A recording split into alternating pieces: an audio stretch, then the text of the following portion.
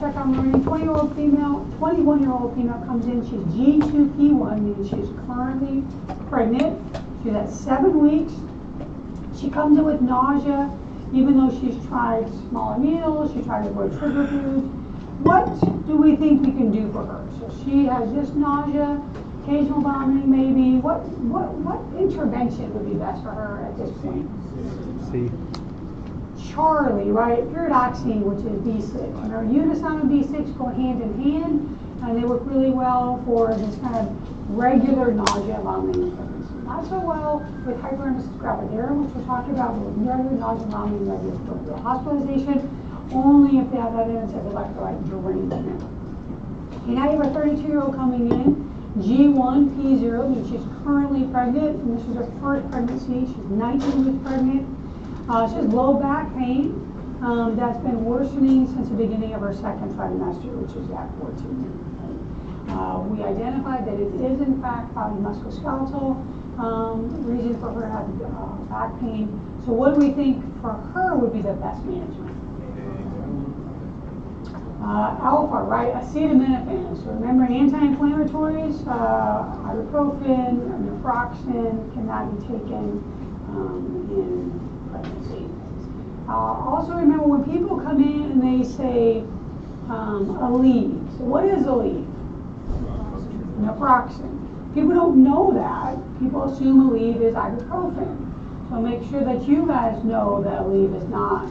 Okay? It doesn't matter because they can't take ibuprofen either, but just in general, people aren't sure. But they think they're all ibuprofen. They have no idea the difference. Hydrocodone, of course, we want to avoid in pregnancy. And then strict bed rest we also want to avoid because it increases the risk of VTE in these pregnant patients. All right, so let's start off with first trimester bleeding. First trimester is going to be less than 14 weeks, and it's pretty common for women to have first trimester vaginal bleeding. 25% of women will have some degree of bleeding in that first trimester. And there's a whole host of reasons why they have this bleeding. Okay? So let's talk about some different causes of this bleeding. But first of all, when someone comes in and they say, I've got bleeding, we need to make sure that we ask the right questions. We want to make sure that we get a detailed OB history and a detailed GYN history. So have they been pregnant before? How many times? Were there any complications during the pregnancy? Any STI history? If so, when was the last STI and how was it treated? Remember, we've talked multiple times about inappropriate treatment. You'll come into contact with it on many occasions from other providers that don't appropriately treat their patients. You want to figure out if they're appropriately treated or not. Do they have a history of hypertension? Are they having any sort of pain that's associated with this bleeding? And what about the bleeding? Is it heavy? Are they passing clots? What are the size of the clots? How many sanitary products are they using? Or are they soaking through per hour? Is typically we want to know. If they're less than 3 an hour, we're usually okay with that. More than 3 an hour, we get very concerned. Okay? Or are they just spotting? Do they notice it only when they wipe? And how many times have they noticed it? Has it been constant bleeding, or has it been intermittent? Again, painful or painless? And do they have any other systemic symptoms associated with that? Lightheadedness, dizziness. What do their vital signs look like? Did they feel like they were going to pass out, or did they pass out? We've got to do an abdominal exam, and we have to do a pelvic exam on these patients. We need to try to identify the source of this bleeding. Okay, so is it coming from a laceration in the vagina? Is it coming out of the cervical os? Is it externally? Does it seem like it may be coming from the urethra? Do they have a UTI that's causing this, especially if they have the symptoms only when wiping? Okay, do we have pooling of blood in the vaginal vault? When you have the speculum in there, and do you have blood? You have the cervix here, is there blood that's pooling in the vaginal vault? Now, the reason why I ask about pooling in the vaginal, or we document that, is just it kind of leads us to believe that if this is more of a continuous bleed. It doesn't have to be a hemorrhage. There's lots of times patients have pooling in the vaginal vault. They're not hemorrhaging. It just leads me to believe that this is more of a continuous bleed as opposed to intermittent. And again, we're looking for blood clots as well. Is there any sort of tissue that we're seeing? Is there tissue in the cervical os? Is that cervical os open or closed? And really important as you guys go into phase 2 to do as many vaginal exams as you can, both in your women's health rotation or your OBGYN rotation and in your family medicine rotations, because otherwise you won't know what I'm talking about when I say cervical os is open, okay? Or cervical os is closed. So essentially, if the cervical os is open, you can start to take the tip of your little pinky and put it into that cervical os, and that is considered open. Otherwise, it should be completely closed. If in fact there is any sort of tissue, you want to grab usually a pair of ring forceps, and you take that tissue and you put it into formalin and you send it off to the lab for evaluation. Make sure that you do a bimanual exam as well. And on that bimanual exam, you want to try to assess the size of the uterus. Okay, so that means that you need to know, when mom's at 12 weeks, the size of the uterus should be at the pubic symphysis. When mom's at 20 weeks, she should be at the umbilicus. If mom comes in and says, I'm 8 weeks, and you feel the fundus of that uterus up by the umbilicus, there's a problem, right? That uterus is larger than normal. Or is it smaller than we expect? Mom says, I am 14 weeks, or if she's 14 weeks, then the uterus should be just outside of the pubic symphysis, right? So 13 weeks, it starts to go outside of the bony housing of the pelvis. Okay, so if she says I'm 14 weeks, but we can't feel anything at all, that might indicate she in fact had fetal demise. We want to make sure we do some basic labs. We want to check the H&H. We want to check platelets as well. Do a beta HCG quant. Remember that quantitative level gives us the number for our HCG. So qualitative is positive or negative. For these patients, they need an HCG quant. Okay? And that way we can follow the HCG quant in the next couple of days to see if it's increasing in number or decreasing in number. We also need a type and screen. Type and screens are only good for 30 days. So beyond 30 days, we need a repeat. But just get in the habit of repeating it pretty much every single time that they come in. Because for some reason, the blood bank will always come up with a reason that you have to repeat it. Well, they just had it done last week. Well, yeah, but they always want you to repeat this blood type. So just send it for an ADO-RH. So type and screen is typically when it's done. Type and cross only if there's evidence of hemodynamic instability. So patients hypotensive, tachycardic, that continue to bleed, then you may need to type and screen. And then we need some sort of imaging. And usually that imaging is going to be a transvaginal ultrasound. We can do transabdominal if needed, and there will be a couple of cases, or a case that we'll talk about with that. But in general, transvaginal ultrasound is what is recommended for the evaluation of these patients with vaginal bleeding. So let's delve into some specific causes of the vaginal bleeding. So subchorionic hemorrhage. Subchorionic hemorrhage can occur between that first trimester and then the earlier portion of the second trimester as well. It can account for about 11% of the cause of first trimester vaginal bleeding. And usually these patients are coming with painless vaginal bleeding. They may have a little bit of abdominal cramping, but not severely abdominal pain. And the only way you can identify if it's a subchorionic hemorrhage is going to be imaging. You're not going to be able to do it by your physical exam, and you're not going to be able to do that by imaging. So you want, or by labs or by history. So we want to make sure we get that imaging, because that's going to tell us. And what we're looking at on the imaging is the radiologist is going to report to us. They're going to report to us, do they see a gestational sac, which is right here? Do they see a fetal pole? Do they see a sac here?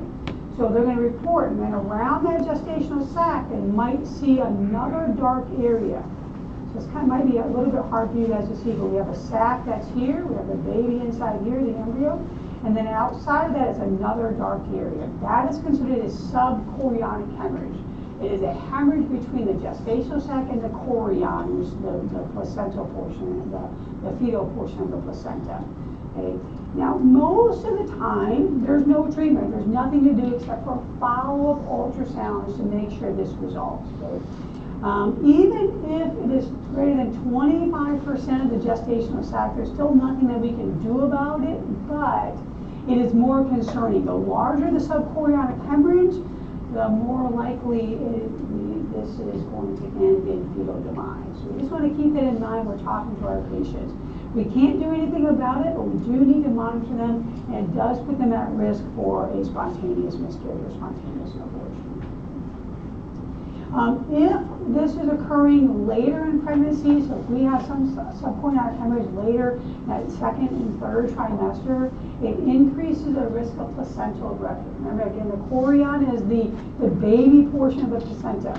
So if we have bleeding in that, it's going to pull that placenta away from the lining of the uterus, the side of the uterus, and it's going to abrupt that placenta. So these patients can have pretty significant bleeding, increased risk of maternal and fetal morbidity and mortality. And it can also cause premature rupture of membranes. So PROM, premature rupture of membranes, is membranes, so the amniotic sac ruptures before 37 weeks. Sometimes patients come in and they're having an abortion. Now, we think about abortion as kind of a negative terminology, but abortion includes an elective abortion, but it also includes a spontaneous abortion. A spontaneous abortion is also known as a miscarriage. All right, so let's talk about the different abortions. So we have something called an induced abortion. Induced abortion is when an abortion is recommended because of a maternal issue. So maybe mom has uncontrolled hypertension. Maybe mom has something that if she were to continue to carry this baby, it could ultimately cause maternal mortality. Right? So it would be recommended as a therapeutic abortion. Right? If mom chooses to have an abortion, we call that an elective abortion. Elective abortion has nothing to do with mom's physical health, okay, nothing to do with baby. Mom is just electing to terminate the pregnancy. Right? And then miscarriage. Miscarriage is a pregnancy, a loss of pregnancy before 20 weeks. Okay, for about 20% of pregnancies are going to end in a miscarriage. Doesn't mean that all of those miscarriages or spontaneous abortions end in fetal demise. Right? So anytime they have bleeding, we're going to continue that a degree of a miscarriage. Right? 80% of the time, this is going to occur before 14 weeks, in that first 12 weeks or so. Okay? So the spontaneous abortions, the definitions that we have associated with spontaneous abortions, and I would definitely highlight this page because you're going to need to know these things. So threatened abortion, right? Mom comes in, she has vaginal bleeding, she's less than 20 weeks. On examination, we notice that the cervical os is closed, but mom had bleeding. Okay, we do an ultrasound. That ultrasound says, yes, we have fetal cardiac activity. Okay, that is a threatened abortion. We are concerned that mom may lose this baby, but it's only a threatened abortion. Doesn't mean she's going to lose this baby. Okay, up to 50% of these patients will lose a baby, and 50% will keep the baby. Right? So they'll go on to have a full normal or full pregnancy all the way to the end. Right? So that is threatened. If we have an inevitable abortion, okay, mom has vaginal bleeding, she is less than 20 weeks, but here on examination we have a dilated cervical os. Once that cervical os dilates, we have nothing to keep the baby in there. Okay? This is essentially going to be a non-viable pregnancy. Mom will lose this pregnancy. It may not be today, but within the next few days, she will end up with a pregnancy loss. Now, we could have an incomplete pregnancy loss, and that is mom passes some of the products of the conception, so some of the tissue, but not all of it. Okay? Here, these patients have a dilated cervical os, we're losing some of that tissue, but when we do that ultrasound, the ultrasound shows that there's still some remains of the baby, or what we call products of conception, remaining in the uterus. Okay? Oftentimes, these patients will either need medical management or surgical management to help expel the rest of that. Not always, because sometimes if we give mom enough time, the body will expel the rest of that pregnancy by itself. So there's different things that we can do. We could have a complete abortion. This where mom came in, she had vaginal bleeding. Okay, we do an exam. The cervical os was closed. We had a pregnancy test, so we know mom was pregnant.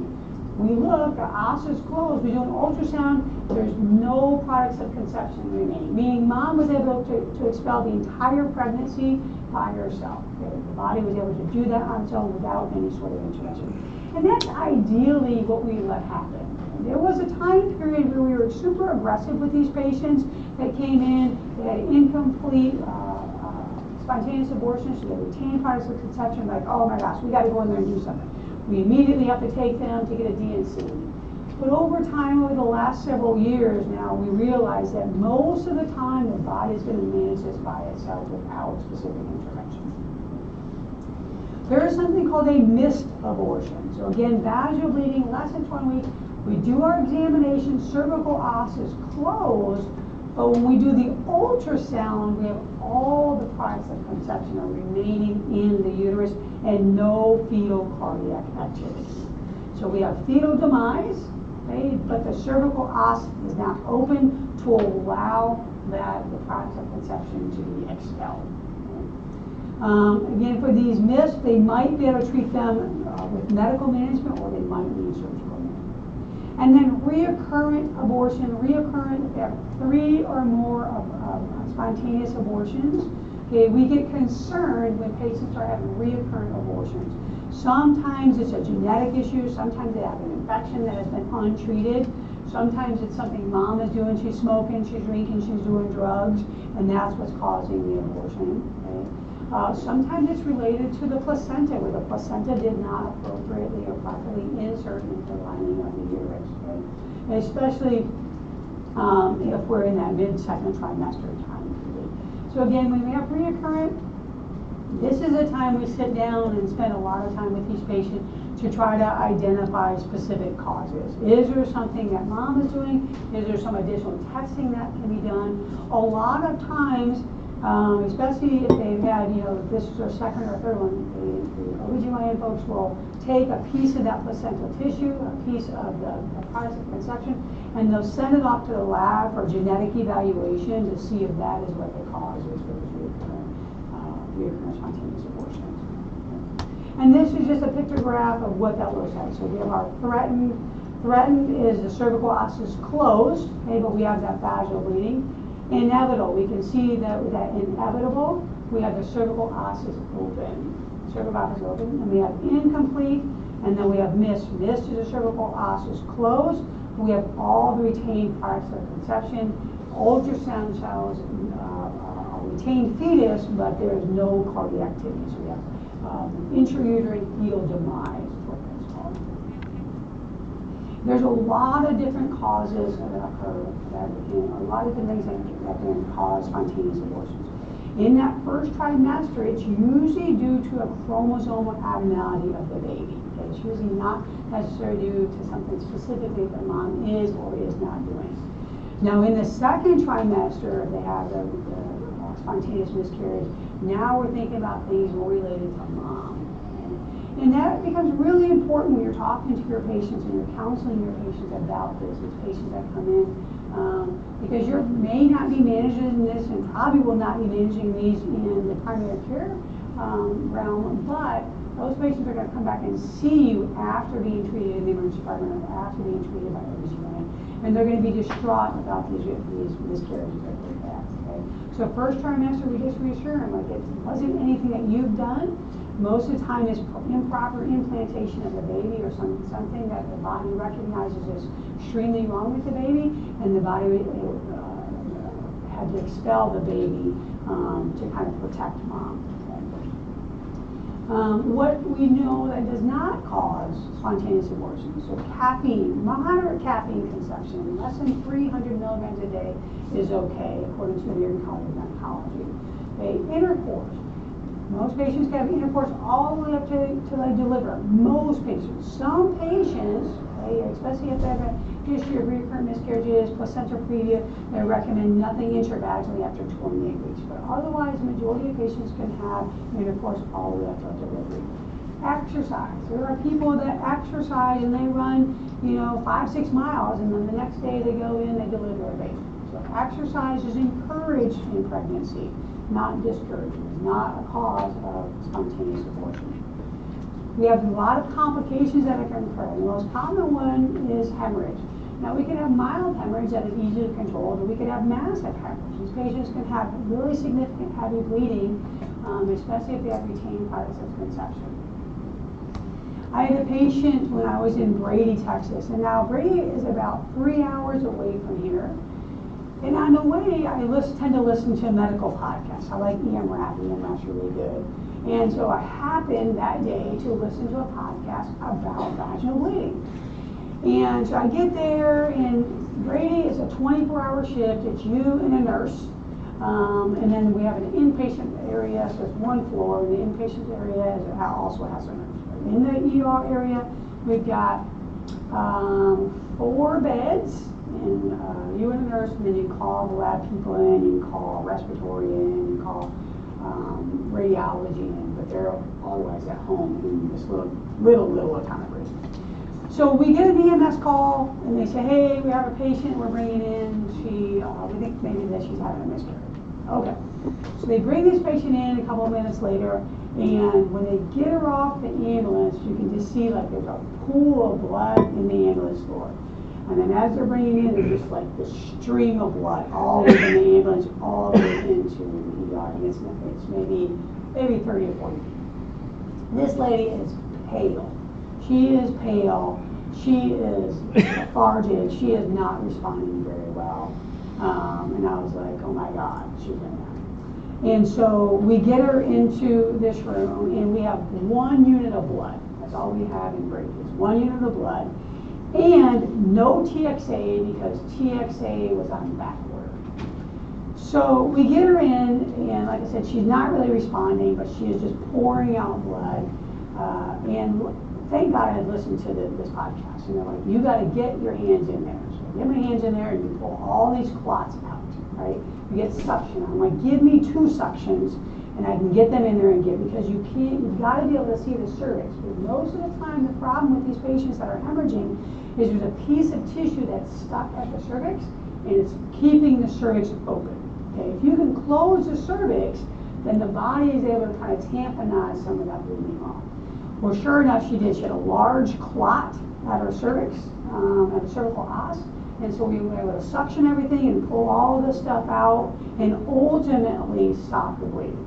She got a unit of blood, and somewhere in between there, we were able to make a phone call, and I'm like, hey, we need a helicopter here now, because this lady is hemorrhaging from a miscarriage.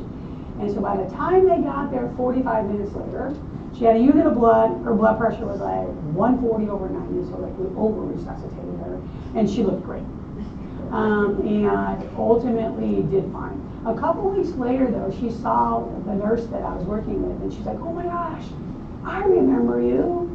You and that other lady, you guys saved my life. She said, I was going to the light. She said, I saw the light, and I was going to the light, and next thing you know, she said, I was sucked out. I was like, oh my God, where am I? And I was like, oh, that's pretty amazing. And so you've got to be able to see what's going on. You've got to be able to somehow get to the cervix and be able to see that. And that's by removing all that blood. Once you can do that, you can remove that tissue that's in there. Most time this bleeding is going to stop on its own. Okay? Now sometimes we're going to have endometritis. So sometimes these patients will have like a bacterial vaginosis or some sort of infection in the vagina, and that's going to ascend up into the endometrial cavity when they have this. So they don't know they have an infection, but now they've had a miscarriage, and that cervical os is open. It allows a pathway for that infection to go up into the uterus. Okay? And then sometimes severe sepsis. These patients, depending on what happened and the complications that are associated with the spontaneous miscarriage, or if they went and had an elective abortion, they can become septic and they can die. So we've got to be cautious of that when they come in and they said they had an elective abortion. Where was it done, and did you have any complications afterwards? So the problem is that first trimester bleeding is extremely common, as I mentioned from the beginning, but it's super scary for our patients. Okay, so we want to make sure that we understand for these patients that we can talk to them about how common this is and how we're going to follow this up. We've already talked about the ACG test. The ACG we know will double every 2 to 2.2 days or so. So that's going to be the mainstay of our reevaluation for these patients. You may not always have access to the ultrasound after the initial ultrasound, and that's okay. Most patients don't need repeat ultrasounds, but they need to have that initial ultrasound, and then the repeat is going to be in 2 days from now. 2 days from now, we're going to check that beta HCG. Okay? If our HCG levels are decreasing, that is concerning that this patient is having a miscarriage. Okay? If our HCG levels are increasing, okay, we've got to make sure that we understand, did we identify that there was embryo in the uterus or not? So if we have increasing levels, okay, and we do not have an intrauterine sac, we don't have an embryo, okay, now we're concerning about, do they have an ectopic pregnancy? So the key is that initial ultrasound and grabbing it in, that initial HCG and then following the HCG.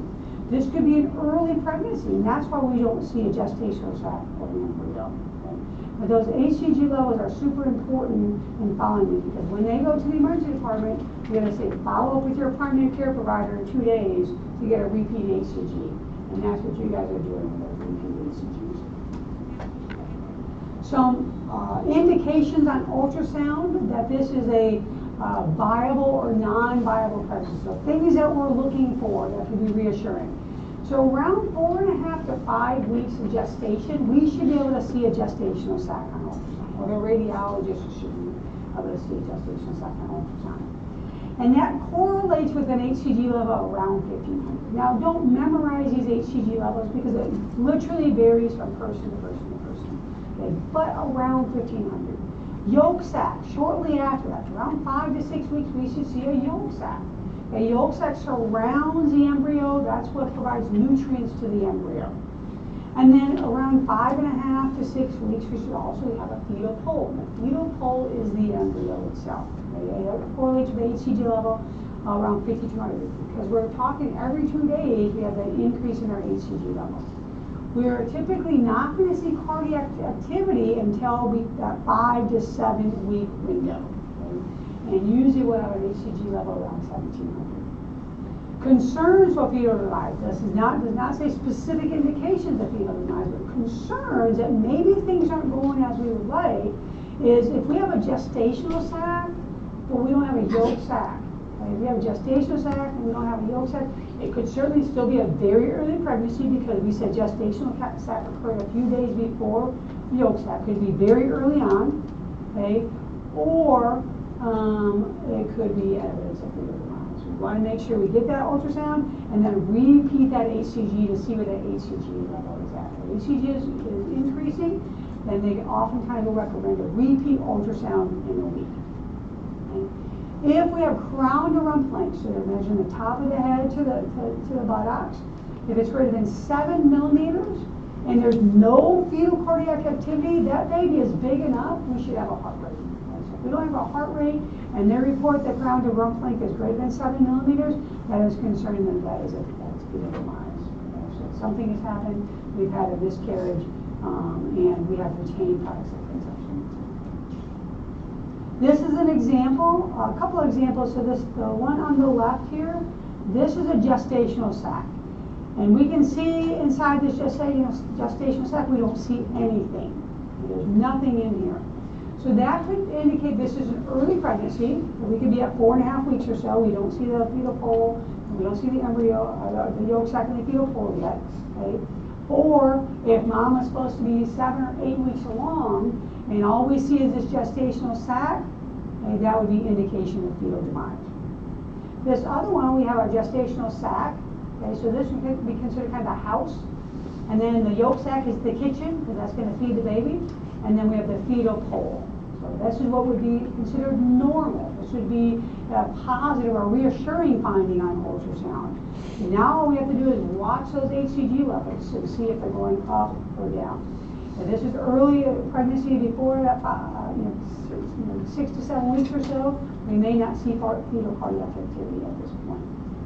But we see indication that we have all 3 sacs that are supposed to be there. What do we do for these patients? The number one thing is reassurance. It's not your fault, especially in those first trimester pregnancy losses. It's not your fault. There's nothing you could have done to prevent this. Okay? most of the time, especially nowadays, they'll do expected management. They're going to talk to the patients about what do you want to do. Do you want to just, give this a couple of days, allow your body to expel this pregnancy on its own, okay? Or do you want intervention? Okay? If we choose to have intervention, we can do medical management, okay? Or we can have surgical management. Now, so medical management, and I apologize, this first one says first line, and that's true, but the way it's written is kind of weird. So what we do initially is we do mifepristone. So they take mifepristone orally, and then 24 hours later, they do intravaginally misoprostol. And the reason why they're doing that is the misoprostol is a dilator. So the mifepristone helps get the body ready to expel the products of conception, and the misoprostol is a cervical dilator. So that's going to go intravaginally by the cervix, and it'll dilate the cervix and allow the process of conception to be released. Okay? If mifepristone is not available, you can use misoprostol by itself, and that's what we've done for many years, and that is again intravaginally to cause dilation of the cervix. Okay? We want to make sure we repeat the HCG for these patients, okay, every week until it's all the way down to 0. We want to make sure that we have no evidence of retained products of conception. Again, that doesn't mean an ultrasound all the time. You can do that with just HCG. If you get down and you're 4 to 6 weeks later and that HCG level is still not down to 0, that is concerning that the patient has retained products of conception. Because usually within 2 to 4 weeks that HCG level is down to 0. So those patients would need an ultrasound. If these patients are unstable because they're having that hemorrhage, certainly we got to provide resuscitation. 2 more IV, 4 IVs, IV fluids, maybe blood as well. And then if there's an option for a surgical management, usually that's going to be DNC. So sometimes what will happen is they will give them the medical management, and if they fail medical management, then they will bring them back in for a DNC. Usually they don't want to do DNC from the very beginning if the patient is as an option for medical management. We also want to think about patients that are Rh negative, giving them RhoGAM. Okay. Offer these patients a referral for counseling, and make sure that we think about other causes, maternal causes or paternal causes, especially in the setting of incontinence cases. Okay, ectopic pregnancy.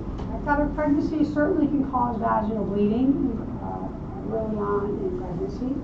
And we think about an ectopic pregnancy as the pregnancy is outside of the uterus. Okay? So it could be all the way, it could be a C-section scar. It could be down by the cervix, but it's not, we don't have the pregnancy that's inside the uterus, it's out somewhere. So a lot of times it's going to be in the fallopian tube, okay? Most of the time in the ampulla, because that is the site of fertilization, most common site of fertilization, meaning it's also the most common site of ectopic pregnancy. But it can be a whole host of areas. But it is not where we want it to be, and that is inside the uterus. Okay? It accounts for about 2% of patients, or about 2% patients in their first trimester will have an ectopic pregnancy, and it accounts for about 3% of pregnancy-related deaths. So a patient that comes in, they're pregnant and syncopized, their number one diagnosis and differential needs to be ectopic pregnancy until you rule that out. If they have negative HCG, then you know it's not that. But that is a common cause of syncope in patients that are pregnant with ectopic pregnancy. There are a lot of risk factors, and most of these are related to some abnormality of the fallopian tube. Okay? Could be from scarring, could be from a prior surgery, could be a congenital anomaly. You could also have from prior STDs. You could have an infection that occurred in the fallopian tube, and again that causes scarring or distorts the normal anatomy. We could have a person that had prior appendicitis or ruptured API. Okay? If they had a ruptured API, you can have an abscess that develops outside that tube and can cause scarring from that. Or even the same thing with diverticulitis. That can cause problems with the fallopian tubes as well. We have patients that have had assisted reproductive technology. They themselves have an increased risk just by undergoing ART. They have an increased risk of ectopic pregnancy. Patients that smoke, and if they have contraceptive failure. So contraceptives are pretty good. IUDs are really good, but if a person gets pregnant while taking or having an IUD or taking a contraceptive, that pregnancy is more likely to be an ectopic pregnancy because of the way those medications work, right? The medications work to make the lining of the uterus uninhabitable. So it doesn't allow implantation inside the uterus, it's going to force that pregnancy outside of the uterus. How might these patients present? With this classic triad. So amenorrhea because they're pregnant. Okay, they may have some vaginal spotting though. Abdominal pain. Abdominal pain. Any time a person has abdominal pain in pregnancy, this needs to be your number one. Because if not, and you give them, say, well, come back and see me in a couple of days and I'll see how you're doing. That gives them time for this to rupture. Okay? We don't know where this is located. Okay? Again, if they rupture, they typically come with severe lower abdominal pain, hypotensive tachycardia potentially as well.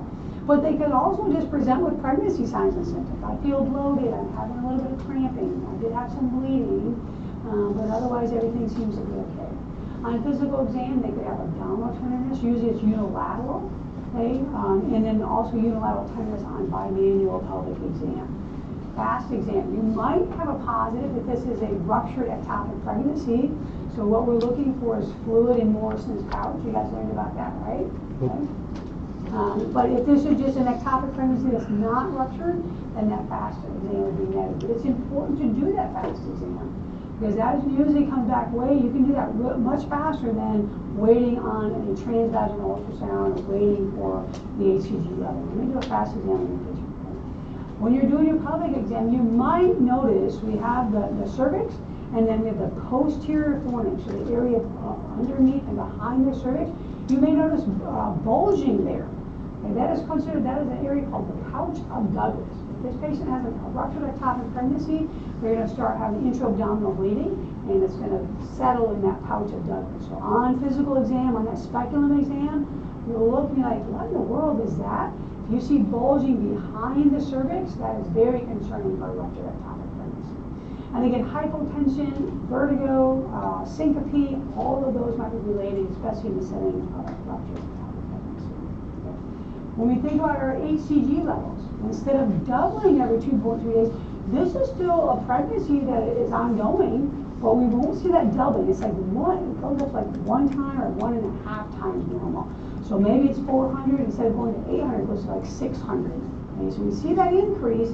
So like, okay, but why is that not doubling? It's not doubling because the baby's not growing appropriately. This is an example of a positive fast test. We've got our kidney, we've got our liver, and then we've got that fluid in the Morrison pouch in the setting of a ruptured ectopic pregnancy. Well, diagnosis in a patient who has a positive HCG, the abdominal pain usually is going to occur about 6 to 8 weeks after the last menstrual period. We're going to present with this vaginal bleeding and this abdominal discomfort. We need to get that transvaginal ultrasound. A transvaginal ultrasound may show an adnexal mass, and usually you're not going to have usually you will not have intrauterine pregnancy. And quantitative HCG. Now, I know you guys go through this in emergency medicine, and their numbers may be a little bit different. Okay? Their numbers may be different, but this is the latest information from American College of Gynecology. This came out last March, so March of 2025. They said, hey, we think, or we are concerned that we are pushing patients too early into treatment for these ectopic pregnancies. Ultimately, when we're looking at these HCG numbers, this may just be early pregnancies. And we're taking these patients to surgery, and we might be part of the problem. We might be causing a miscarriage unnecessarily. So they took a look at HCG levels, and these are the latest numbers they come up with. So if the HCG level is less than 2,000, we don't have an intrauterine pregnancy, they recommend, let's monitor this patient. We think this is probably a very early on pregnancy, or potentially an early pregnancy. Okay? So repeat HCG and repeat ultrasound. Okay? If we have an HCG level greater than 4,000, okay, they say, hey, and we don't have an IUP, that is concerning for an ectopic pregnancy. So they're pretty clear on those. The problem is between the 2,000 and 4,000. Okay, so it's less than 2,000. Let's give it some time. Greater than, we don't have an IUP. We've got to do some intervention. Okay. if it's between 2,000 to 4,000, that's the problem. They say maybe this is still an early pregnancy, okay, maybe it's an ectopic. We probably need to call the consultants. We probably need to get someone on board and tell us how we're going to manage this patient. Do we just do the repeat ultrasound, okay, with a repeat HCG, okay, or do these patients need to follow up in the OBGYN clinic or go to the OBGYN clinic? Okay? So the 2,000 to 4,000, that is considered the gray area for everybody, not just for us as providers, but for our consultants as well. They're not really sure what to do, and so they like to be involved so they can help make the decision on what to do. And I would be familiar with these numbers. 2,000, less than 2,000, greater than 4,000, those are going to be your key, and then the 2,000 to 4,000, that's going to be your gray area. When patients come in and they have abdominal pain, vaginal bleeding, you've got to have your differentials. We've already talked about potentially this is a spontaneous abortion, maybe it's a miscarriage, and maybe this is associated with infection. Maybe it's appendicitis, diverticulitis, maybe it's a UTI, maybe it's a kidney stone. So have your differential diagnosis for these patients. In this setting that I do an HCG and it's negative, like, oh man, I swear I was an ectopic. And my thin core folks will know is like once you put in your mind that is the diagnosis, then you can't figure out, you can't think of any differentials. You're like, oh no, now what do I do? I can't think of anything else that it could be. Okay, so you look at something like that's an abscess. Okay, well what else it could be? Well, it's an abscess. Okay, what else could it be? You've got to be able to figure out what else it is. Right? Right. Sometimes it can be really confusing. Okay. Sometimes it can have an ectopic pregnancy and negative intrauterine pregnancy. We call that a heterotopic pregnancy. Right? Only about 1 in 30,000. Usually this is associated with assisted reproductive technology. I've never seen it, and I hope I never do, but it is out there. And so when you, now that you guys are so incredibly familiar with ultrasound and you do your ultrasound, like, oh, I see intrauterine pregnancy. Okay, don't forget to look externally at adnexa as well, because sometimes there's a pregnancy out there in addition to the intrauterine pregnancy. How do we treat these folks? So there's medical management and surgical management. Medical management for a very long time has been methotrexate, and it still is methotrexate. Okay?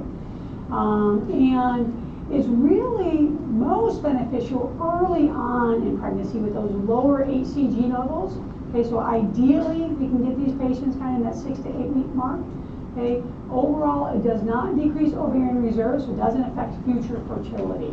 But there are some issues that we know with methotrexate. It is teratogenic. Okay, so if someone has a heterotopic pregnancy, you can't use this. Okay, it is hepatotoxic, so do liver enzymes, and then they'll repeat those liver enzymes to make sure everything's okay. If mom is breastfeeding, she cannot breastfeed if she has to take methotrexate. Okay, and then it also can affect like the GI mucosa, respiratory. So some issues that we have with methotrexate, but it's still considered to be the best medical treatment for patients with ectopic pregnancy. If mom is Rh negative, make sure we remember RhoGAM for these patients that have an ectopic pregnancy. Surgical interventions, they can be a laparoscopy or laparotomy, and indications if mom is unstable, we're not going to send her home with medical management, right? We're bringing in and doing the surgery. If there's a contraindication to methotrexate, again, coexisting intrauterine pregnancies or heterotopic pregnancy. If mom says, look, this is my last pregnancy anyway, can we just do surgery and then we can time a tubes, do a tubal ligation. Then they can consider taking mom in to extract the ectopic or do the, they might remove the tube depending on how large the ectopic is, and then they can do the sterilization at the same time. If there's any evidence on ultrasound or examination or history that this is a large ectopic, increasing the risk of rupture, then no, you will not send mom home with methotrexate, but take remodeling and do surgery usually that day. A vanishing twin. So mom that is, or females that are pregnant with multi-gestation pregnancy, multi-gestation pregnancy, twins, triplets, quads, whatever. If they lose one of those babies, okay? So mom has triplets, but she has a pregnancy loss of one of those babies, she's going to have some vaginal bleeding. And this is most commonly seen with assisted reproductive technology. Okay, and the bleeding they can have, certainly have blood clots if they're passing little tissue because they're passing that baby, right? But most of the time, it's a blood clot, a little bit of tissue, H&H is stable, vital signs are stable, they're otherwise well appearing. They don't typically need any additional treatment besides looking at that HCG, still doing your ultrasound because we're doing that ultrasound to make sure there's no other reason for them to have vaginal bleeding, okay? And then they can continue on with pregnancy. It doesn't typically affect the other pregnancies that continue to remain viable. Gestational trophoblastic disease, or also known as a molar pregnancy. Have you guys heard of this? Anybody heard of this? Well, this is what happens here is we have this serious overgrowth of the trophoblasts. And the trophoblasts are essentially filling the uterus. Not with necessarily a baby, although you can have a baby in there along with this overgrowth of trophoblastic cells, but it fills the entire uterus and it grows super, super quickly. Okay? And trophoblasts, they kick out HCG. So these patients oftentimes will come in with really high levels of HCG. Okay? Again, it can be a complete molar pregnancy or a partial molar pregnancy. Complete is the uterus is only filled with trophoblasts. Partial is if there's a fetus in there, okay, or an embryo in there, and then the other part of the uterus is filled with trophoblastic cells. Okay. We see this more commonly at extremes of age with pregnancy, so very young, very old. Okay. If someone has a history of molar pregnancy, then they'll have to have a molar pregnancy again. Do you guys remember about the trophoblastic cells? So really the idea of the trophoblasts is to help the blastocyst, which is the growing embryo, attached to the lining of the uterus. Okay, so that's the little key. Okay, but for some reason these overgrow significantly. So that complete molar pregnancy, these patients have really high HCGs. Okay, so these patients are coming in, they might be 6 to 8 weeks pregnant, but their HCG levels are 50 to 60,000 early on in pregnancy. No embryo, and the uterus itself is just filled with trophoblastic cells. And on ultrasound, a lot of times we'll see something called a cluster of grapes, or you may see on the boards they'll either use cluster of grapes or they'll use snowstorm appearance on the boards. And these patients come in with severe nausea and vomiting. Severe. I can't keep anything down. I've been so sick from the beginning of my pregnancy. I don't know what to do. Okay, so anytime someone comes in with nausea and vomiting, we always want to keep this in mind. And especially if it's severe nausea and vomiting, we want to keep gestational trophoblastic disease in mind. Partial molar pregnancy, we have those trophoblastic cells, but we also have the embryo, we have a fetus that's in there in addition to the trophoblastic cells. Let me show you a picture and then we'll take a break. So this one on the left, in alpha, this is a complete molar pregnancy. Complete molar pregnancy, all we see is trophoblastic cells here. And then this one is a partial. Everybody see the fetus here, and then we see these cystic lesions. These are the trophoblastic cells here. So we have partial, and then we have complete part of the cystic. Or carcinoma, so probably less than 1%. But it's more commonly in molar pregnancies, and essentially the trophoblastic cells, they're evacuated with the DNC, but in this space that is left, in the uterus that is getting smaller, some of those cells develop cancer in them. So they have this choriocarcinoma. If after they do this DNC, which is the treatment for molar pregnancy, the uterus does not go back down to normal size, that's an indication that they in fact now have cancer that has developed in those trophoblastic cells. So again, how might these patients present? Usually that first trimester bleeding with severe nausea and vomiting. They also may present like they have hyperthyroidism. Why is that? What looks structurally similar to the body? HCG and TSH. HCG and TSH look structurally similar. So they may have like palpitation, like hot flashes, weight loss instead of weight gain. Okay?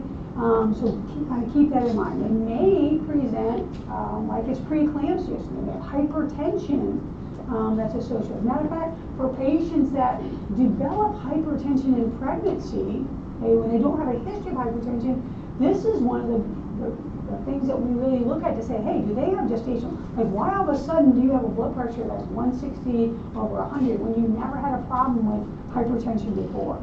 You want to think about gestational trophoblast or the molar pregnancy as a cause of that.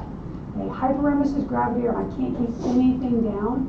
The uterus size is growing exponentially larger than what it should be. I'm 4 weeks, but I have a 12-week uterus, and that's what my best friend was for. She's like, I was only 4 weeks along, but I was like, my stomach, like my belly was way out like I was, 3 months pregnant. It was crazy. And then on ultrasound, so we think like the person looks like they have a very enlarged uterus. We do ultrasound, at Doppler, we can't find any fetal heart tones. And that is, of course, before we get the ultrasound. The official ultrasound will help us identify that this is a normal pregnancy. We need to do some labs, CBC, you gotta do a CMP because we're gonna look at those liver enzymes to make sure they're okay. HCG quant, okay, and then ultrasound, transvaginal ultrasound. If we suspect that this is choriocarcinoma because they've already been treated and now they're back, then we need to do chest x-ray, CT on the pelvis. Otherwise, if this is just a molar pregnancy, we do not need to do those additional studies. Treatment, DNC. And you guys know what a DNC is? So they're going to dilate the cervix, they're going to use a suction, and they're going to go and suck out the products out of conception. Okay? So that is the #1 treatment for patients that have gestational trophoblast disease with a DNC. Once they do a DNC, now we need to continue to monitor them. And we'll monitor them with a beta HCG every 1 to 2 weeks until it's undetectable, so until it goes back down to 0, which is about 9 weeks for complete molar pregnancies and about 7 weeks for partial molar pregnancies. So every week for the next month, 2 months or so, we've got to check an HCG, make sure it goes down to 0. And then after it goes down to 0, we're not out of the woods yet. They can still develop this choriocarcinoma. Okay? So we want to check an HCG every month for the next 6 months. So let's say there's a complete molar pregnancy. We are 9 weeks in. Our HCG is 0. We start our 6-month mark now. And now every month for 6 months, we're going to monitor the HCG level to make sure it doesn't go back up. During this monitoring period, during this surveillance period, make sure we talk to our patients on being on birth control. We do not want them to get pregnant during this time period.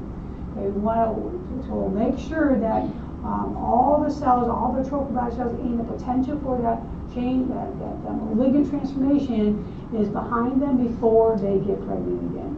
For women that are Rh negative, they need RhoGAM, and if they have gestational trophoblastic neoplasm, choriocarcinoma, they're going to need chemotherapy.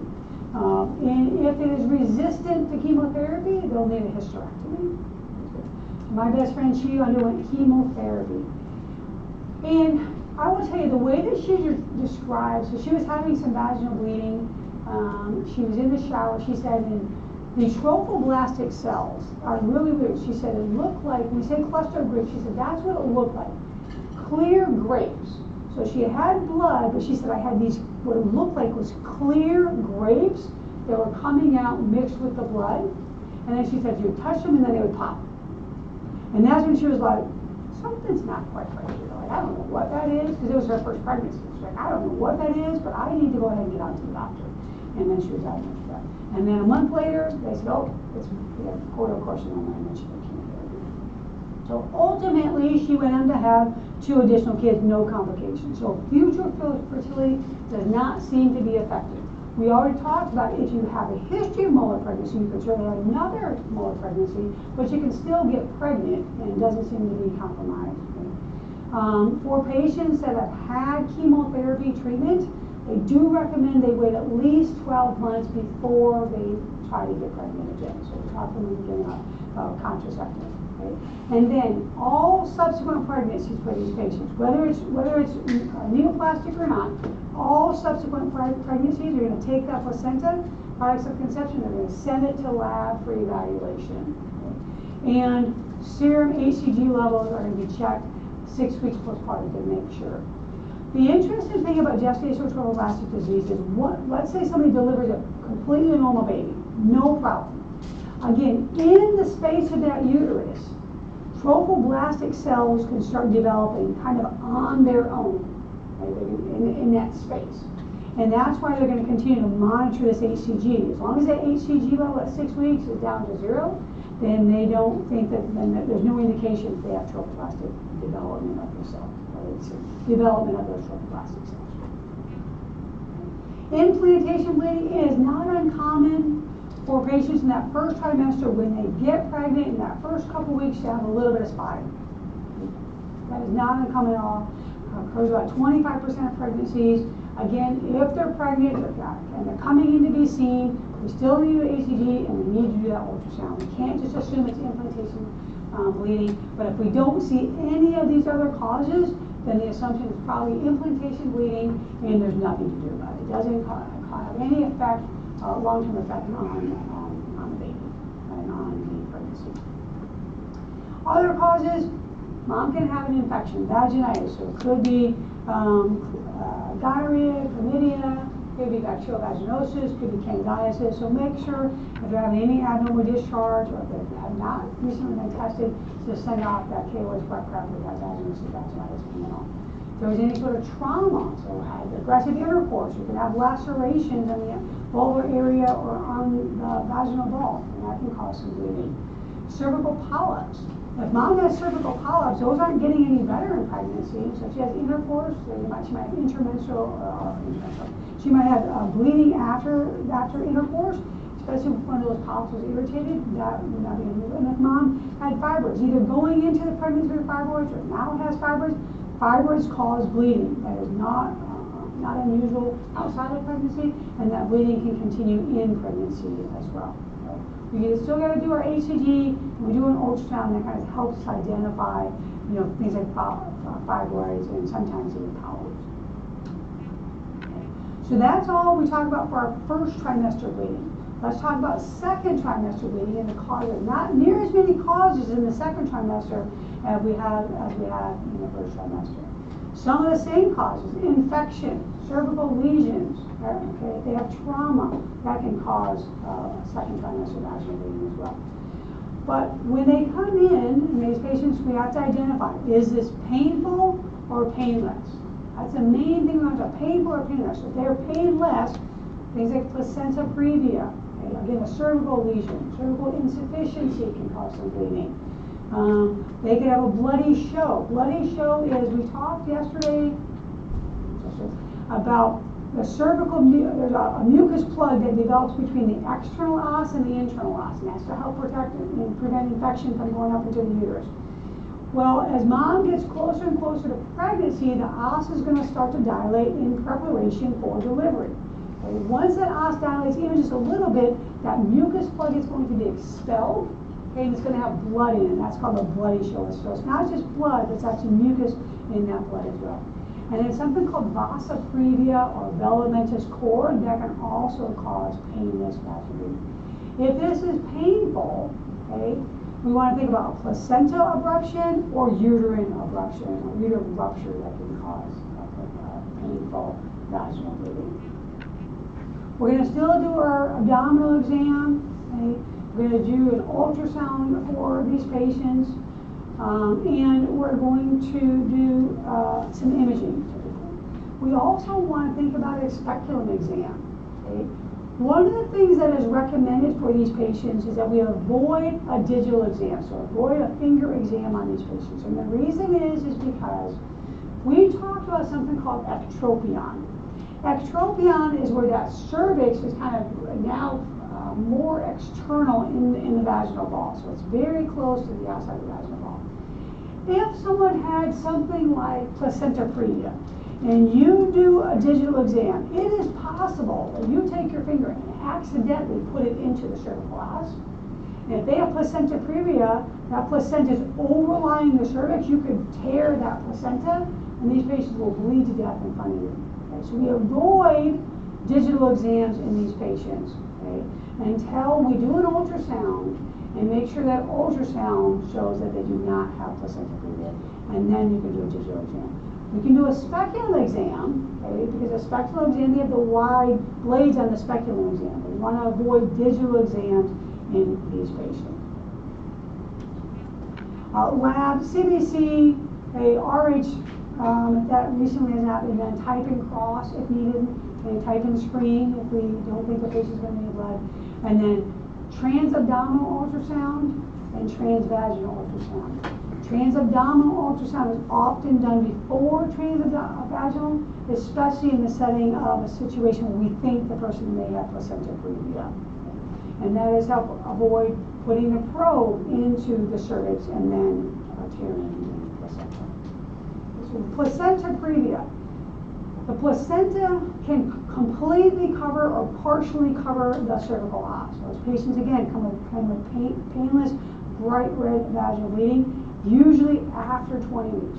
Patients can have placenta previa before 20 weeks, but what happens as that baby grows, the baby starts to pull the placenta up and away from the cervical os. We may identify placenta previa at 18 weeks or 16 weeks. Usually 18 weeks we're going to do the anatomy. It might even be at the first ultrasound, but we don't get all that concerned about it because we know that over time, oftentimes it kind of corrects itself as the baby grows and pulls that placenta out of the way. Okay? So patients that have persistent placenta previa after 20 weeks, those are the patients we get concerned about, and those are patients more likely to have signs and symptoms like pain and vaginal bleeding. So about 1 in 200 pregnancies are going to have this persistent placenta previa. Unfortunately, there's no way to prevent this really, but we do know some risk factors. So if mom smokes, and we should recommend that mom stop smoking, and that may in fact prevent placenta previa. Risk factor if they've had assisted reproductive technology, IVF, that increases risk. History of C-section, that can cause improper implantation or lower implantation of the placenta. This is a multi-field gestation. The placenta is going to be larger, and so it might slide over, it might develop over the cervical os as well. And certainly if they have a history of placenta previa, they're more apt to have, or more likely to have placenta previa again. And again, there's different forms of placenta previa. Here, in this first one, we have the normal implantation. So up in the upper portion of the fundus, that is where we'd like for baby to be implanted.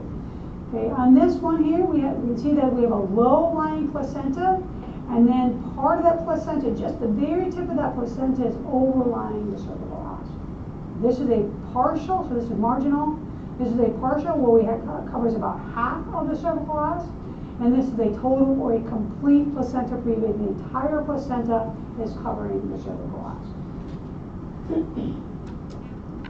We're going to diagnose this on, again, transabdominal ultrasound should typically be done first, right, and then we can do transvaginal. And transvaginal is still considered the gold standard. It's still something we want to do if we can do it. If they do a transabdominal ultrasound, and on that transabdominal ultrasound, they have complete placenta previa, they may not be comfortable enough doing the transvaginal.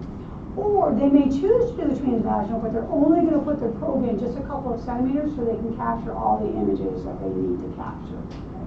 Usually that transvaginal ultrasound, 32 to 36 weeks, they're going to, 32 and 36 weeks, they're going to keep repeating that before mom delivers. Okay? Because when mom delivers, how do you think she's going to deliver? C-section. She has to deliver C-section. You can't deliver baby through a placenta. They got to be that form, right?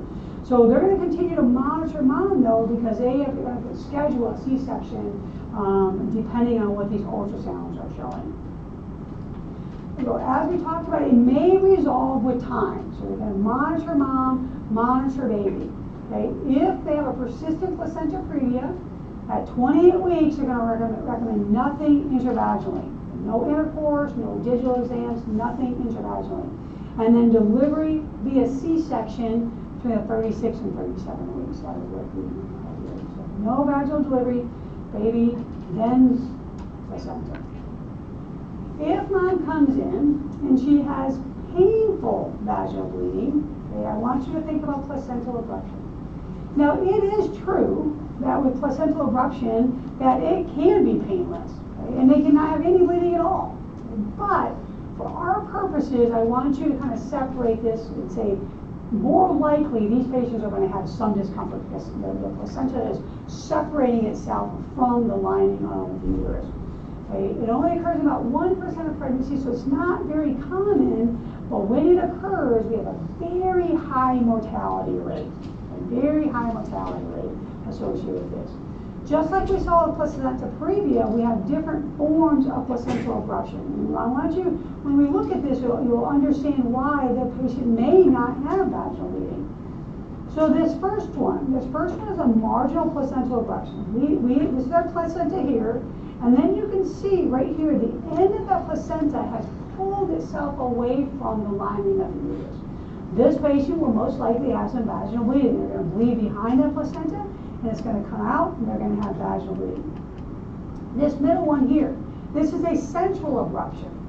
The problem with this central abruption, so we have the end of the placenta here and the end of the placenta here that are still firmly attached to the lining of the uterus. The bleeding is behind the placenta. Okay? So these patients here may not have any bleeding, and they also may not have a lot of pain. Okay? This last one is a complete abruption. You can see that the placenta is completely separated from the lining of the uterus. Those patients are going to have pain. They may not have bleeding at the beginning, okay, because if you have a little portion of the placenta stuck here, but they're going to most likely have bleeding very shortly. And they have a lot of blood, and that blood creates a lot of pressure. It's going to continue to separate that placenta and push that placenta out, and they're going to start to have pretty significant vaginal bleeding. This isn't just spotting typically. This is like I am bleeding significantly. We're not exactly sure why some people get a placental abruption, why they don't, but again, we have a lot of risk factors. So hypertension is the most common risk factor. Smoking, cocaine, okay, and advanced maternal age. So let's say by chance you have a question on an upcoming test and say a person comes in and they have hypertension and they smoke. Right there should be like, oh, placental.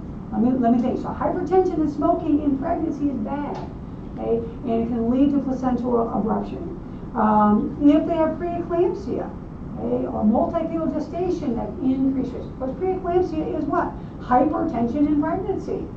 Okay? Any sort of trauma. Some mom gets hit, or she even falls, and they can have to separate the placenta as well. Certainly, any sort of abuse can cause that. But even if it's accidental, so I was walking and I fell and hit my abdomen on a table, you know, they can have placental abruption associated with that. I want you to think about, like, trauma in pregnancy is never truly minor. It's never something that we're like, you'll be fine. They always, always, always need to be evaluated in an area that can do an ultrasound. And depending on how far they are along, monitor mom and monitor baby, so with an external monitor. Always think of it as a big deal. Okay? There is no specific physical exam. There's no lab that you can get done. There's no, even sometimes on ultrasound, we cannot see this placental abruption. Okay? So we've got to have a high index of suspicion based on the patient's history and their risk factors. Because like I said, they may not have a significant amount of bleeding or any bleeding at all, depending on the type. Abdominal exam, we evaluate the entire abdomen for any sort of uterine tenderness. We can do a spectral exam on these patients, no digital exam, again, because we're second trimester vaginal bleeding. You gotta be careful with digital exam. And then we gotta monitor mom and monitor baby if possible with an external monitor for baby. If mom becomes hypotense tachycardia, well, that's your indication right there. Something, mom is bleeding somewhere, even if we can't see it externally. If mom is starting to have contractions or there's evidence of fetal irritability on external monitoring, that is an indication that something's going on. Most of the time we'll see it earlier with baby than we will see mom. So we'll start to see signs and symptoms with baby before we see that hypotension and tachycardia with mom. We still have to do imaging. We've got to do that transabdominal and maybe that transvaginal ultrasound. Even though it only detects about 2% of placental abruptions, it still has to be done because we're trying to identify why is this patient or why is this patient having either abdominal discomfort or why are they having vaginating in their second trimester. Oftentimes, the definitive diagnosis is made after they deliver. Recently, I had a case. We had to deliver a patient, we had to admit a patient with preeclampsia, and once she delivered, she was having some postpartum hemorrhage, and they noticed, like, oh my God, yeah, she had almost a complete placental abruption. They didn't identify it at all prior to delivery, but that preeclampsia with the hypertension caused that to happen for her. So a lot of times, once they deliver, they say, oh my gosh, we got lucky that nothing else happened for this patient because they had a placental abruption. But we always have to look for it. There's some other placental complications that can occur as well. Placenta accreta. In placenta accreta, the placenta really likes the lining of the uterus, and it attaches nice and snugly in there. And that becomes a problem when, so the patient may have some bleeding, but also becomes a problem when mom goes to deliver. Baby comes out fine, but sometimes that placenta is a little bit difficult to come out because it's attached firmly into the lining of the uterus. Placenta increta, okay, now the placenta invades the lining of the uterus and goes all the way into the myometrium, the muscle belly of the uterus, okay? And then placenta procreta, the placenta invades the lining of the uterus into the muscle and then all the way out through the outside of the uterus. It can even attach to organs that are nearby, the ovaries, the bladder. So it comes all the way out of the muscle of the uterus and then it can impact the other organs. So patients that have been, for females, if you guys have ever been pregnant, do you guys even know that any of this existed? Isn't that crazy that the placenta can grow outside of the uterus? I think it's crazy. If it wasn't for a female, you guys would think it's crazy. Umbilical cord complications. Vela mentis cord. Up to 15% of patients can have something called a vela mentis cord, more commonly in multi-fetal gestation. Okay? And here, the umbilical cord attaches to the placenta, but it's on the end of the placenta, and the umbilical cord has vessels. Those vessels have this like jelly-like material around the vessels to protect it. But the distal portion of those vessels where it's inserting into the placenta, they don't have that jelly material. Okay, they're just wide open. And it increases the risk, especially if a person has hypertension or if there's any trauma, that those vessels, because they're unprotected, they rupture. And these patients can bleed to death in minutes. Okay? The other problem that we have is that because the umbilical cord doesn't attach in the middle of the placenta, it takes a lot longer for those nutrients to make their way to the baby. So oftentimes on ultrasound, we may see a intrauterine growth restriction, or on delivery, we may see low birth weight that's associated with developmental cord. So let me show you a little bit close up what that looks like. So we have our umbilical cord here. We've got that nice jelly stuff that surrounds the umbilical cord and the vessels, okay, and it's properly inserted right here in the middle of the placenta. But if you have a vela mentis cord, we still have that umbilical cord. It looks good here, but look at the very end of this umbilical cord. We've got those vessels that are traveling unprotected, and it's inserting at the end of the placenta, not in the middle of the placenta. So any sort of trauma or pull on that umbilical cord, baby's pulling on it, baby's wrapped around baby's neck, and baby is moving, it can dislodge those vessels from the placenta and cause intrauterine hemorrhage and fetal demise and high maternal mortality as well. This can oftentimes be diagnosed on ultrasound. Unfortunately, there's no treatment, but they're going to continue to monitor around pretty frequently throughout the remainder of the pregnancy. And if there's any concern at all that these vessels may rupture because of where baby is lying and where the umbilical cord is, then they will schedule mom for a C-section for delivery. Sometimes the umbilical cord doesn't want to cooperate, and we can have something called a vasa previa. So vasa previa, 1 in 2,500 pregnancies, and about 6% of the vasa previa is where the umbilical cord is down below the head, so it kind of overlies the cervical os. About 6% are associated with a velamentous cord.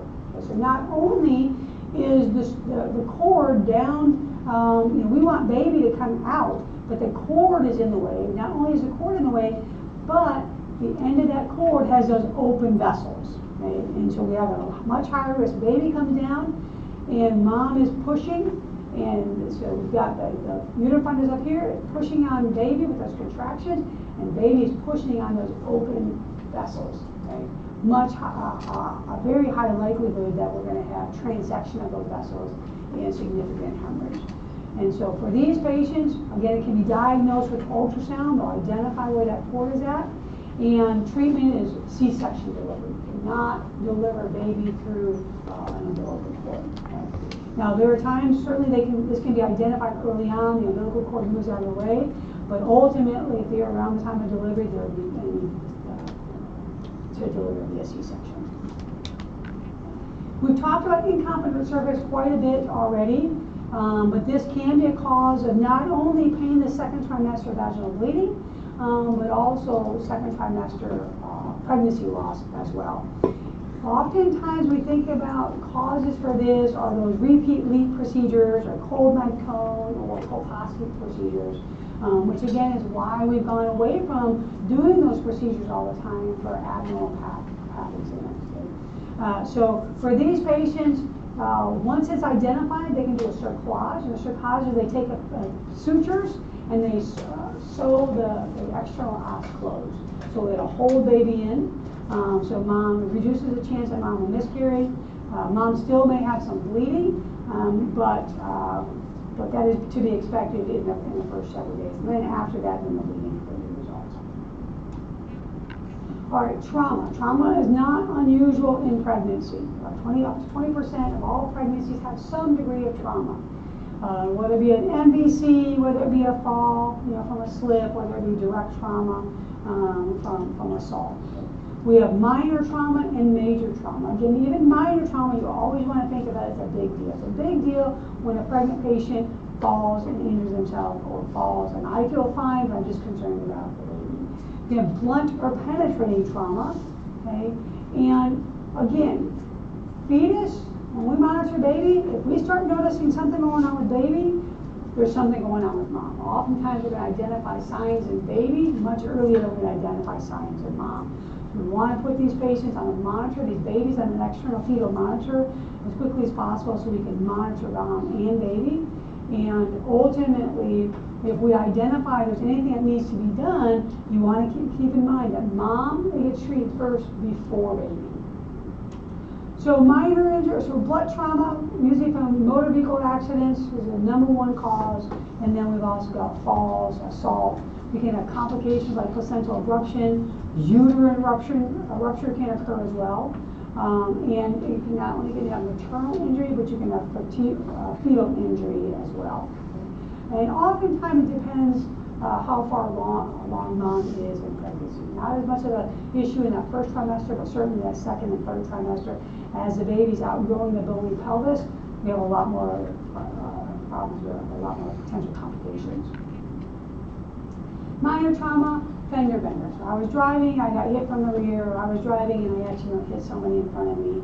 We still need to consult OB-GYN. We need to have them on board. If you're in a clinic and you can't talk to OB-GYN, you've got to send them to the emergency department. This is not a person that can go home. It's very dangerous for these patients to go home if you don't have the capability where you're working to evaluate them. If you don't have the ultrasound, if you don't have the external monitors, and they need to see whether a place that has those. Okay, we want to do an EFAST on these patients, ultrasound of mom and baby, and then CT. If CT is needed, maybe it's not needed. Don't withhold CT just because mom is pregnant. Okay? We want to look for vaginal bleeding. We do that. Mom, have you had any vaginal bleeding? We can do an examination to look for any vaginal bleeding. We can also use an ultrasound to help us. Okay, we want to evaluate for rupture of membranes. How do we do that? Usually on physical exam, do you have any pain? I'm touching your abdomen, is there any pain? Let's look on an ultrasound as well, because maybe that will help us. Fetal movement, we're going to do that with an electronic fetal monitor. You put your hands on it, mom is, 36, 37 weeks, or even earlier than that, in that early third trimester, mom's feeling baby move. Have you felt baby move? Okay. And I feel baby move, or we can do that on the electronic fetal monitor. Okay. We've got to make sure we rule out placental abruption. These kind of are the key things that we're doing when these patients come in after they have some sort of injury. Rule out placental abrasion. Again, are you having bleeding? Are you having pain? And let's get this ultrasound. If they are more than 20 weeks, and we use 20 weeks at the cutoff for today, okay, because to date we have not had a viable pregnancy less than 20 weeks. If they are after 20 weeks, it is possible that this is a viable pregnancy. So these patients cannot be sent home unless they meet specific criteria. Okay? And then it means they got to be monitored for at least 4 hours, okay? And they must have these things, or not have these things. If they're contracting less than 1 every 10 minutes, no vaginal bleeding, no abdominal pain. The fetal heart rate must be reassuring, no visible bruising. Okay? Highlight that, circle that. I will ask you a question. For those of you that are going to choose monitoring for 2 hours, it's wrong. Don't choose it. You must monitor for at least 4 hours. For those of you who do, look at these contractions. I'm going to ask you, in there it's going to be contractions. I'm going to ask you about it. Okay? So make sure that you highlight this. If the mom is Rh negative, she must have RhoGAM in the setting of trauma, even if it's minor trauma. That is a high risk for maternal fetal blood mixing, so she must have RhoGAM. Major trauma, we're going to run it like a major trauma. We're going to provide resuscitation to mom first, and then resuscitation to baby. Remember that when mom comes in, if she's on a backboard, we want to get mom up and on her left side. We want to do that as soon as possible so we don't have pressure on those on the vena cava and the femoral and the pelvic vasculature. Oh, there's a whole host of other pregnancy complications that we're going to talk about today. And the last thing we're going to talk about today is hypertension in pregnancy. Hypertension in pregnancy. Pretty common. 5% or up to 10% of all pregnancies are going to have some degree of hypertension. Okay, it's still a pretty high cause of maternal morbidity and mortality. And we have risk factors that increase a patient's likelihood of having hypertension. If they have a history of hypertension, they may have hypertension in pregnancy. If they're over the age of 40 or advanced maternal age, if they have excessive weight gain during pregnancy, they can develop develop hypertension. Okay? If they have gestational diabetes, they often go hand in hand outside of pregnancy, and they often go hand in hand in pregnancy as well. Okay? So when we talk about hypertension in pregnancy, there are different definitions. If you have hypertension before 20 weeks or persists, they develop hypertension and then it persists for 12 weeks after pregnancy, after delivery, that is considered chronic hypertension. So chronic hypertension, I either came into this pregnancy with hypertension or I developed it before 20 weeks, okay, and I am now 3 months postpartum and I still have hypertension. It's chronic hypertension. Chronic hypertension can be either with proteinuria or no proteinuria. You have organ damage or no organ damage. And then if mom develops hypertension after 20 weeks, okay, that is gestational hypertension. It's going to be after 20 weeks, but it's going to resolve before that 3 months postpartum. That is gestational hypertension. And gestational hypertension has complications, for potential complications like preeclampsia, eclampsia, and HELLP syndrome. So we'll talk about those. Okay, so again, chronic hypertension, either pre-pregnancy hypertension, okay, or you got blood pressure greater than 140/90 on 2 occasions of at least 4 hours apart prior to 20 weeks, or hypertension that begins after 20 weeks, but it lasts until your mom is now 3 months postpartum and she still has hypertension. So those are all considered chronic hypertension. Again, if mom has new onset hypertension, I'm 18 weeks, I've never had any problem, and all of a sudden I have hypertension, or I'm 9 weeks and all of a sudden I have hypertension, gestational trophoblastic disease needs to be in your differential. but also other things, renal disease, connective tissue disease. Usually they know they have connective tissue disease. Okay, do they have a pheochromocytoma? Are they hypertensive and tachycardic? All right, so just think that it is not usual for someone to develop hypertension in pregnancy. Okay? But if they do, okay, we want to think about different causes of that. What do we do if they have chronic hypertension? So if they meet those criteria for chronic hypertension, what do we do? Lifestyle modifications are still going to be first. Talk about managing their weight, diet, make sure they're exercising, decreasing their sodium. Certainly they should not be drinking alcohol. Okay? And medications. Beta blockers are pretty good. Labetalol is typically the first line medication that we're going to use in pregnancy. Nifedipine can be used as well. Methadone, we'll see that more in African Americans, and ACTZ as well. Okay? Use the ACTZ, we only use if they use that before pregnancy. Okay? What is contraindicated, and I would remember these, ACEs and ARBs, and of the beta blockers, atenolol is contraindicated because atenolol, come to find out, is teratogenic. So they found that out maybe, I mean, it's been a while now, but previously they didn't know it was teratogenic. About 15 years ago, they're like, hey, what's going on? And they identified atenolol. You cannot use that as a beta blocker for hypertension. Okay, ultimately, the literature kind of varies, but they said we'd like to have these patients have a blood pressure less than 140/90, because that is our diagnostic criteria. Also, because they're higher risk for preeclampsia, they do recommend starting these patients on a low-dose aspirin, 81 milligrams, after 12 weeks gestation through the remainder of the pregnancy. Okay? So I would remember that as well. That is a big thing nowadays, that aspirin in patients with hypertension or preeclampsia. We can have chronic hypertension with superimposed preeclampsia. For these patients, they have worsening of that chronic hypertension. So my blood pressure is usually 138 over 88. Well, now my blood pressure has been creeping up. Okay, now I'm 142 over 90. I'm 146 over 92. So slowly increase the hypertension with new onset proteinuria or evidence of end organ dysfunction. End organ dysfunction, headache, liver enzyme changes, kidney changes, okay, shortness of breath. Those are evidence of end organ damage. It can affect up to 30% of patients that have chronic hypertension are going to start to have some sort of superimposed preeclampsia. So that's a big deal. Preeclampsia in pregnancy is a big, big deal.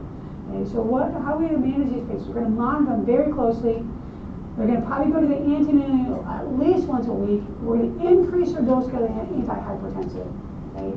And then ultimately, we treat them as preeclampsia. So we monitor them and we treat them as preeclampsia. These patients have a much higher risk of seizing right in front of your eyeballs. Okay? I've seen it happen. I've had it happen to me. So gestational hypertension, not quite as common, about 6% of pregnancies. But these patients have new onset hypertension greater than 140/90 after 20 weeks, no protein in their urine. Okay, no protein. Once you start to spill protein in urine, that gets concerned for preeclampsia. And it resolves prior to 20 weeks postpartum, 20 to 12 weeks postpartum. So it's after 20 weeks, but it resolves prior to 12 weeks postpartum.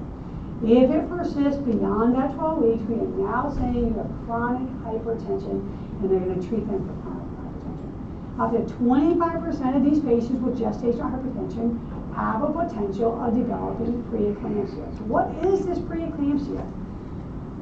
Well, preeclampsia is where these patients have these hypertension, and now they're starting to have protein in urine. Now they have potential for damage to their major organs, lungs, heart, kidneys as well. It's a multi-system disorder that can cause not only fetal demise but maternal demise as well. One of the leading causes of morbidity and mortality, just like we talked about hypertension, because hypertension can lead is the cause of preeclampsia. We can see this in any pregnancy, but we do see it more commonly in first pregnancies.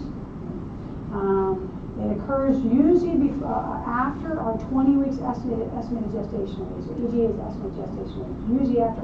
I have seen patients that have preeclampsia before 20 weeks, okay? But the majority of what we're going to see is going to be after 20 weeks. For these patients, they can come in, they can be talking to, the blood pressure's high, and then they can just start seizing. Okay? So it's not always a gradual progression. It can be sudden onset. I was feeling fine, and now I'm not.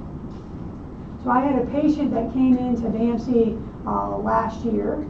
She had a very long gown on, and she was about 6.5 weeks postpartum. She came in for constipation. She said, I have not pooped in a week. She didn't speak English very well, so her husband is translating. And so I'm like, oh, we can fix that. One of the nurses I worked with for many, many years, Nelia, she was great at constipation. She didn't give you a hard time about it. One thing you'll find out is when you talk to the nurses about this patient has constipation, the nurse is going to be like, okay, what would you like me to do about it? You're like, well, can you go give it an enema? Like, nurses hate dealing with constipation. I'm like, give me the enema, I don't care. I'll do it. I'll go about in 1 second.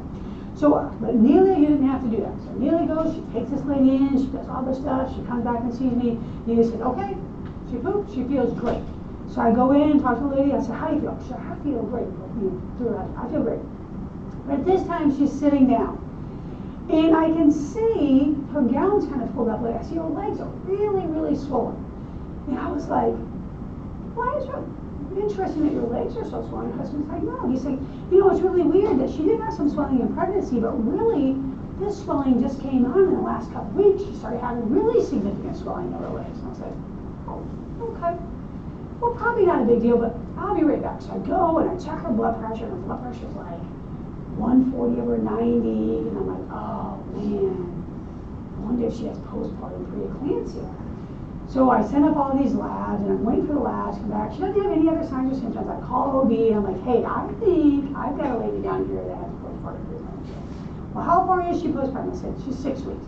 He's like, I don't think so. I'm like, man, I'm not sure. She's got a lot of swelling. But does she have a headache? He's like, no. So I said, but her labs are pending. I'll call you when her labs come back. Well, then the nurse comes running over. Oh my God. In the ER, people don't run right. If people are running in the ER, something bad is going on. She comes and said, hey, she just said like she has the worst headache ever. I'm like, oh my God. So she got a headache. She has a headache right now.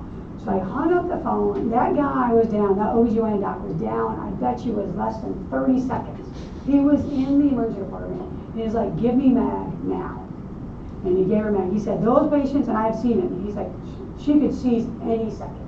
Once you give Mag, it is protective, cerebral protective, and you'll significantly decrease the chance of them seizing. But we talk about preeclampsia, it's not only after 20 weeks estimated gestational age, it's postpartum period as well. They usually about 4 to 6 weeks postpartum, they still have the risk of preeclampsia. And it can occur over a matter of just minutes, not necessarily just days.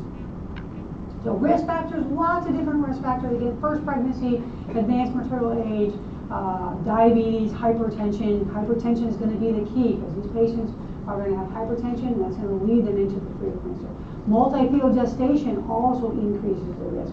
HIV, because HIV puts these patients at a chronic inflammatory state, and that chronic inflammation increases their blood pressure, and increases their stress from pregnancy, and increases their risk of preeclampsia. So preeclampsia, we have non-severe signs and symptoms, and we have severe signs and symptoms. Okay? Non-severe, blood pressure 140/90, and a little bit of protein in the urine. A little bit of protein. Otherwise, they don't really feel much of it. You might have a little bit of elevation in their LFTs, but otherwise they feel pretty good. Severe, look at that blood pressure, greater than 110/160. So again, if you have a stem and you see a blood pressure greater than 110/160, that is severe. Okay? You're going to manage them down the severe route. But look at all the other things that they have. They have headache. They have changes in their LFT. We hope they don't have seizures in front of us, but they're going to have some lab abnormalities as well. It's a big deal for these patients to come in and have a blood pressure of 160, greater than 160/110. And especially knowing that blood pressure should be low in pregnancy. Right? So how do we diagnose preeclampsia? We're going to look at that blood pressure, 140/90 at 20 weeks on 2 occasions, 4 hours apart. And yes, they will have patients sit in the clinic for 4 hours and they will repeat their blood pressure. Or You only have, it's greater than 160/110, that's severe, you only have to have that once. We don't need to repeat that. They have proven that they have severe hypertension, and now we've got to get those labs and see what those labs look like as well. So for these patients, at preeclampsia, we're going to talk about preeclampsia prevention. That's at 81 milligrams starting after 12 weeks, and then continuing on that once a day for the remainder of pregnancy. Some literature you'll notice that use higher doses, but according to American College of Gynecology, they recommend 81 milligrams. Okay? If someone has non-severe preeclampsia, they're still going to admit them to the hospital. Okay? They're going to admit them to the hospital, they're going to monitor them. They're going to monitor them for the development of those severe signs and symptoms. Because if they develop severe signs and symptoms, these patients are going to be, these moms are going to be delivering this baby pretty quickly. Okay? So if they say, okay, we're monitoring these patients, they're doing well, they have this hypertension, let's manage the hypertension, okay, either adjust their meds or increase their meds somehow, okay, and then they're going to tell them when to come back for insulin. Oftentimes a couple of times a week until they can make sure their blood pressure is stable. Okay, definitive treatment is delivery of the baby. But this does not call for a C-section delivery. Mom can still do a vaginal delivery. Okay, as long as there's no other complications, mom can do vaginal delivery. They may have to induce, and that's okay. We can do that too, and give medications to push mom into their contractions and into delivery. But this is not a cause for C-section delivery. Ideally, we want mom to deliver vaginally if possible. Okay? The goal is to deliver around 37 weeks, because now we have fetal lung maturity. Okay, after 36 weeks, we have fetal lung maturity, and so we can deliver at 37 weeks. Oftentimes, they'll schedule mom for an induction at 37 weeks. If mom has severe preeclampsia, that's that greater than 140/90 on 2 occasions, greater than 4 hours apart, or greater than 160/110 of blood pressure, we have a lot of things we got to do. We got to do them right now. Okay? We've got to treat that blood pressure. Okay? Hydralazine, labetalol, PO nifedipine. If we don't have an IV access, we've got to give them magnesium. So these patients need IV access right now. We've got to give them magnesium because you don't know when they're going to seize. So magnesium is a lot. It's 4 to 6 grams right now. Within a minute, they're going to have 4 grams of magnesium on them. Okay? And it doesn't really matter which one you do first. Ideally, we do both at the same time. Like give them the antihypertensive and give them the magnesium right now. Okay? And then again, definitive treatment is delivery. Vaginal route is preferred. Okay? If mom is less than 34 weeks, we need to consider steroids. Steroids help with fetal lung maturity. Okay? If we give those a couple days to work or a few hours to work at least, we have less likely of complications of the fetal lung. Okay? All right, we got to take a break, and we will continue on Friday.